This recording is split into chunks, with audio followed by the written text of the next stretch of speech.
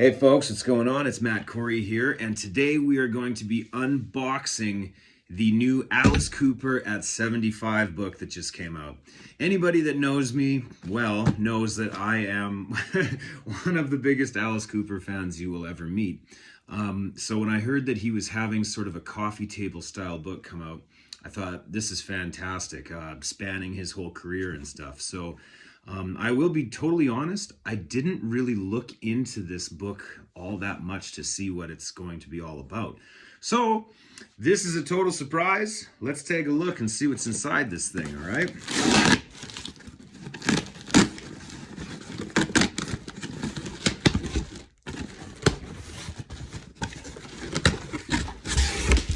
Ooh. All right. That looks pretty slick. Oh, not gonna lie. Wow. It's a little cold because I live in Canada and it's freezing outside right now. So yeah, let's take a look at this bad boy and see. This book cost me probably about $100, which is really no big surprise in my world. This guy could probably sell his farts and I'd buy them, but that's okay. One sec. Let's see if we can get this opened up here. Ooh. Okay.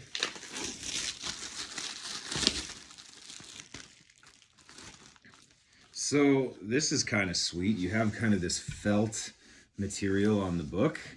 I dig that. That's pretty cool. You have this note that comes on the back of the book as well that says, "A horrifyingly fantastic celebration of Alice Cooper's life and art. Pythons, guillotines, stage blood in Alice Cooper at 75. Veteran rock critic Gary Graff dares to peer into the life of one of rock's most influential performers through the lens of 75 pivotal releases, collaborations, performances, and more. Studio albums are dissected, as are anthemic singles like I'm 18 and School's Out. But Graff digs deeper to reveal the highlights and some of the lowlights that have marked Cooper's career and life, from his boyhood in Detroit and Phoenix to the exploits of the Alice Cooper Band, his breakout as a solo artist, non-musical passions like cars and golf, film and television appearances, and notable performance antics. Even the infamous chicken incident is addressed. Alice Cooper at 75 is bursting with live concert and candid offstage photography, as well as memorabilia. In addition, there's a gatefold Alice Cooper timeline and special stash at the back featuring 2 pull-out posters and a previously unpublished photo print. The resulting retrospective is a stunning tribute to one of rock and roll's true innovators. All right, let's see what this is all about. So, a little slide cover here. That is very solid too. You can tell that's pretty tough. I like it.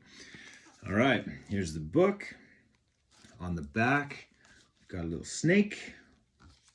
So let's take a peek.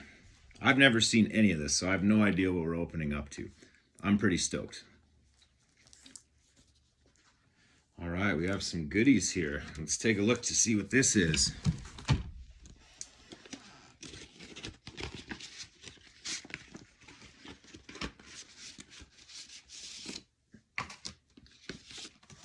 Ooh, okay.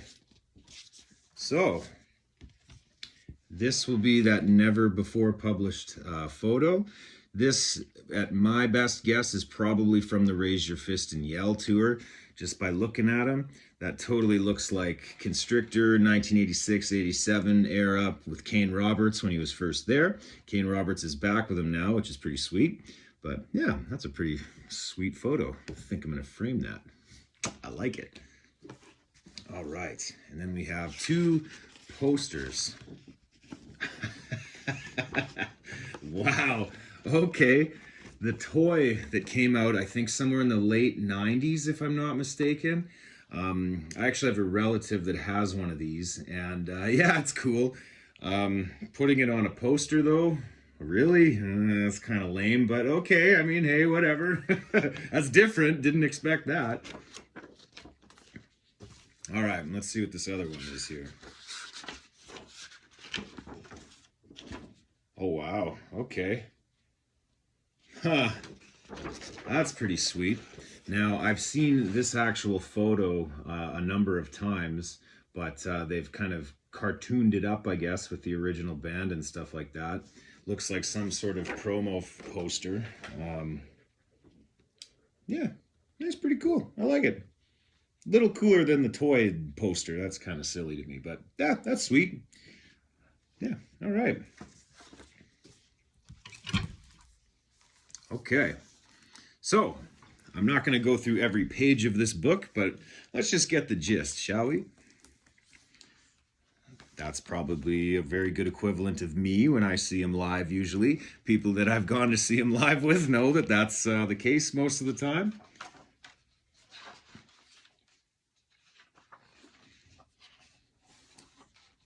All right, so we have kind of a timeline. Ooh, that's a good photo, I think. Part 1 is 48 to 71. Part 2 is 72 to 74.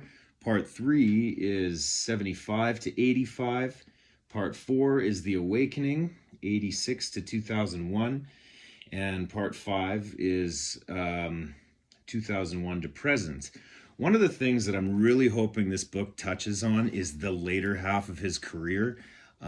Super Duper Alice Cooper doc was great, but it only went up to like 1986. You know, when he came back, you know, with Constrictor and stuff. They didn't really touch on Wayne's World or any of those later albums, Brutal Planet, Dirty Diamonds, and stuff like that. Gruesome Twosome Tour with Rob Zombie, for example, would have been kind of cool to see. But anyway, I'm really hoping that this book touches on some of the later stuff in his career. So, yeah. Oh, the infamous truck picture that was on where was that? Piccadilly Square, I believe, in the UK back in the early days. But yeah, so this is cool. Okay, I like this, how they kind of go through, they have band interviews and stuff. Ooh, yeah, some of the Zappa stuff.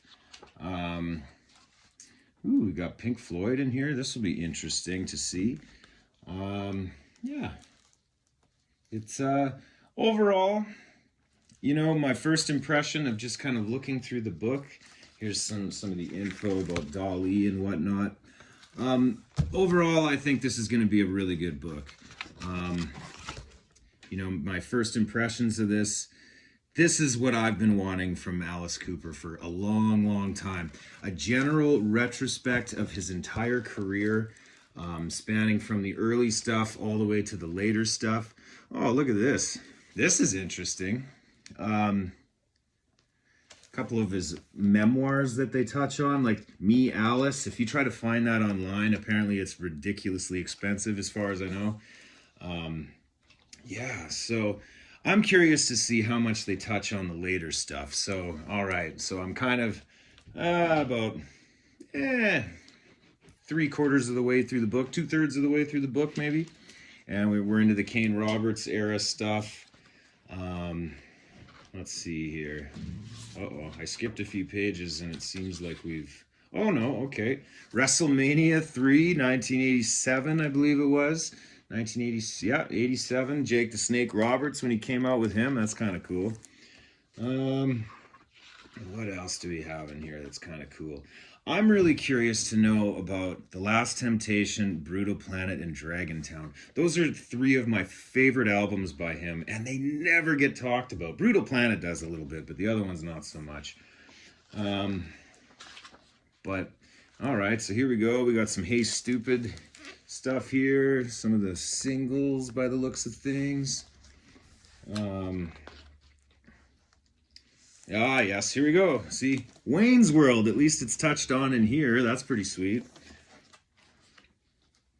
All right, getting serious. The Last Temptation. This is what I wanted to see. I actually used to own the comic book, and then I somehow lost it, and then I had to buy the reissue a little while ago with the black and white cover. It's worth having. All right, Cooperstown, that's touched on in here. All right, Dark Visions, Brutal Planet. I always thought he looked so cool during this era, you know, with the Dragontown, Brutal Planet, Get Up, the stage show. Always thought it was super sweet. Ah, yes, here we go. Good. This is what I wanted to see. I love this album so much, so I'm really interested to hear what they have to say about it. A lot of people don't like this album as much as I do. I truly find with Brutal Planet or Dragontown, it really depends on which album you heard first, is the one you'll like better. For me, I heard Dragontown first, and it scared the shit out of me. I thought, wow, Triggerman, awesome tune. I thought, wow, I'm going to love this guy. And then when I heard Deeper for the first time, I was terrified. It scared the hell out of me when I was a kid. So, yeah, all right. Cool, so... yes, we get into The Eyes of Alice Cooper, another incredibly underrated album that isn't on streaming sites that absolutely breaks my heart. I truly think that if this album was on the streaming sites, it's a really good way to get into Alice without hearing all the classics. Not that there's anything wrong with the classics, it's just that, you know, I think a song like Novocaine really stands up as a really outstanding track by Coop, or What Do You Want From Me? You know, I think those are great songs that have been forgotten, and I think it's just an absolute travesty. All right, so, all right, we get a little bit about Dirty Diamonds as well. It looks as if for these later albums, we're getting like basically 1 or 2 pages worth of content about them, which, you know, I'm not necessarily super surprised by that. And yeah, so what else do we have in here? So, Keeping Halloween Alive. You know, that's interesting. That single that came out. It's a good song. Good, happy Halloween song. We have the Hall of Fame. They touch on some of the reunions and whatnot. The band, we can see Nita Strauss is included in here as well. Some live shots from these later years. Speaking of Nita Strauss, wow. They even have her solo album in there too, which is pretty cool. A little write-up on her Ibanez signature guitar. That's sweet. I think I'm gonna dig this. Oh, look at this. They talk about the Super Duper Alice Cooper movie in here as well. That'll be really interesting to touch on. What else do we got? Paranormal. Goes into the Hollywood vampires. And yeah. So, even when he was in Jesus Christ Superstar too, that's kind of fun. So this is nice to see that they're actually going into that later stuff, you know, reasonably significantly, I guess. More so than they have in probably anything else he's ever done, or released as a retrospect of his career, whether that's the documentaries or the biography specials or whatever. So, like I said, I paid $100 for this. Is it worth $100? My first impression is absolutely it is. Should you get this? Well, if you're an Alice Cooper fan, 100% you should. This is basically for any of the hardcore fans, you know, well, or any fan of just rock, you know, in general. You know, if you want to know what kind of amazing career this guy has had, this is really giving me the impression that it's going to accurately depict it quite well. You know, for example, here, I just opened this up. Here's that timeline that they mentioned. I mean, I'm all about timelines and dates and stuff, so this is good. I like this. I really hope that I'm gonna learn some new stuff about the man that I didn't already know. And yeah, so anyway, my verdict with this is, yeah, this is a good buy. This is gonna be a fun, good read to just kind of casually sift through from time to time. Yeah, so if you can get this on Amazon and stuff, check it out, or your bookstore, your local bookstore. Support local if you can. Yeah, so anyway, I just want to say thank you very much for watching this video. This is the first one I've ever attempted of its kind, so don't slaughter me too hard in the comments and stuff. And yeah, thank you very much for watching, and fucking hey, Alice Cooper's the best. Take care.